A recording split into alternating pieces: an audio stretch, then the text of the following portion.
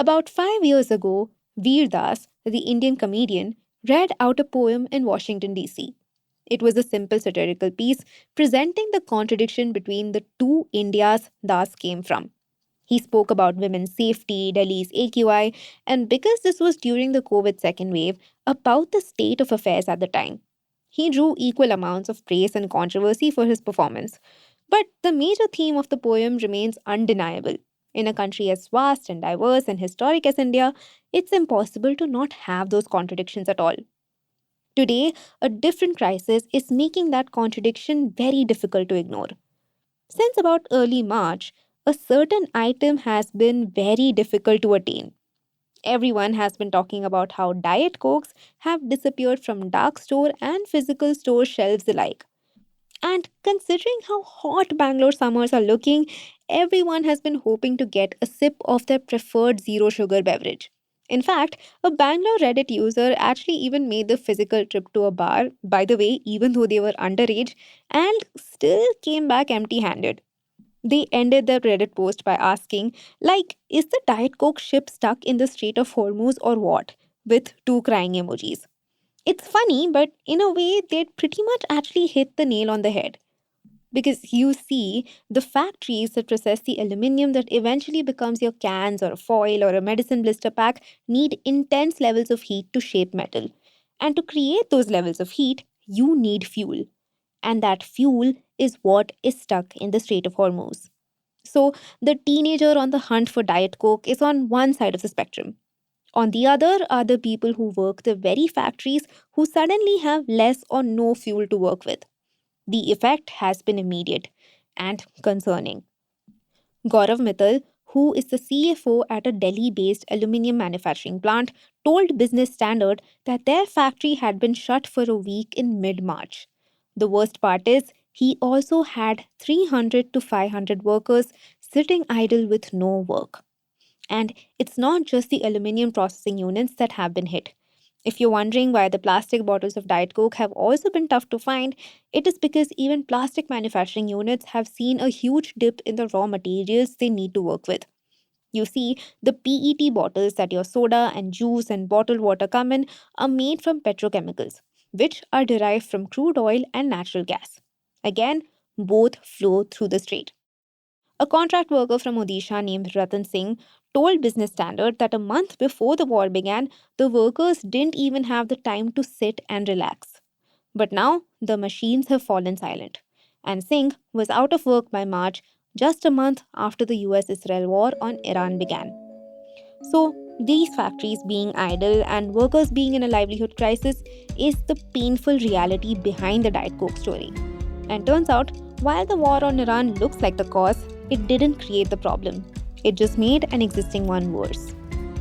Welcome to Daybreak, a business podcast from the Can.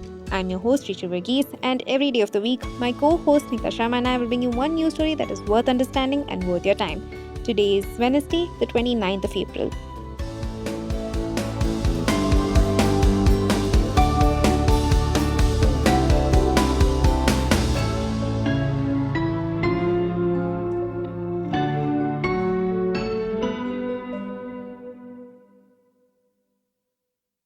Last year, in April 2025, India issued a Quality Control Order or QCO for aluminium cans.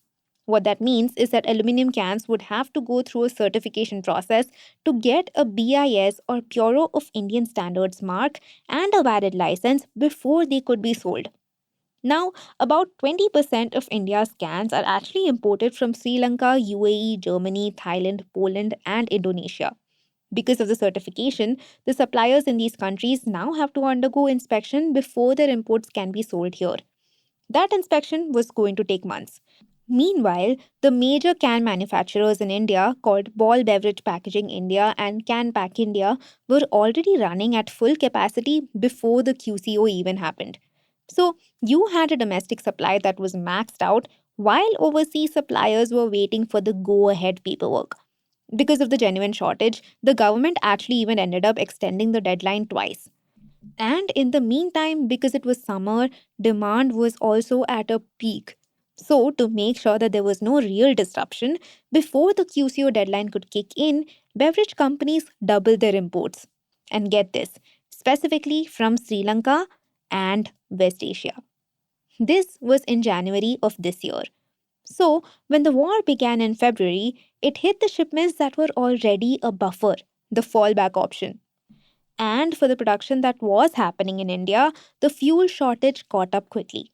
There wasn't enough gas to heat the raw aluminium enough to process it into the sheets that became the products that are recognizable on our shelves.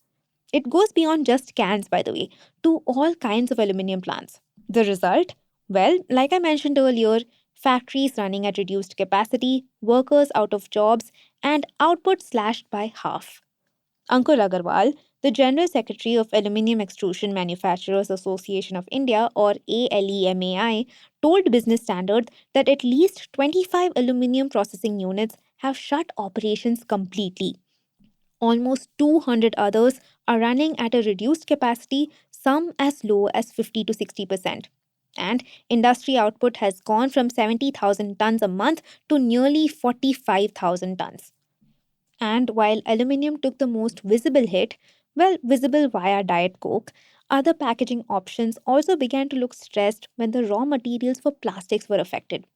Also, if you're thinking of glass as an alternative, there isn't enough gas to heat the furnaces for that up either. You see, every plastic product begins as crude oil or natural gas.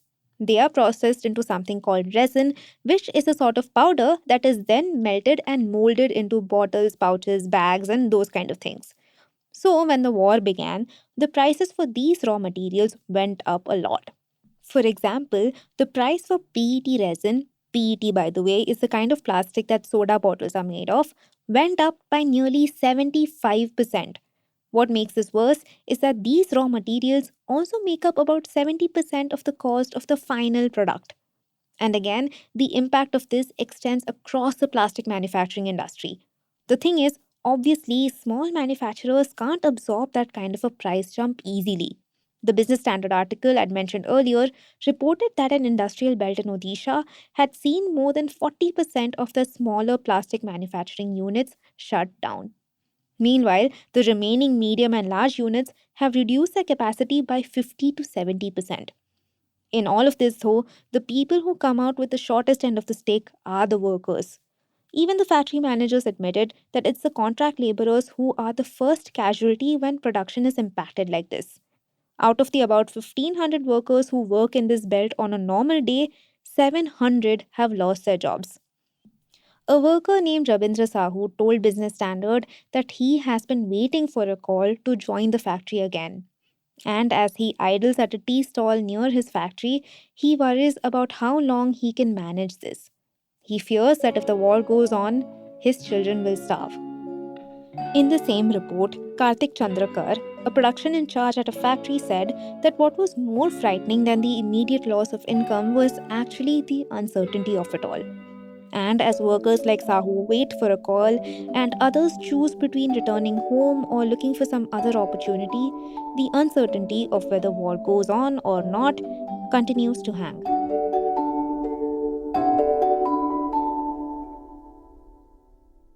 Daybreak is produced from the newsroom of The Ken, India's first subscriber focused business news platform. What you're listening to is just a small sample of our subscriber only offerings. A full subscription offers daily long form feature stories, newsletters, and a whole bunch of premium podcasts. To subscribe, head to theken.com and click on the red subscribe button on the top of the Ken website. Today's episode was hosted and produced by my colleague Rachel Varghese and edited by Rajiv Sien.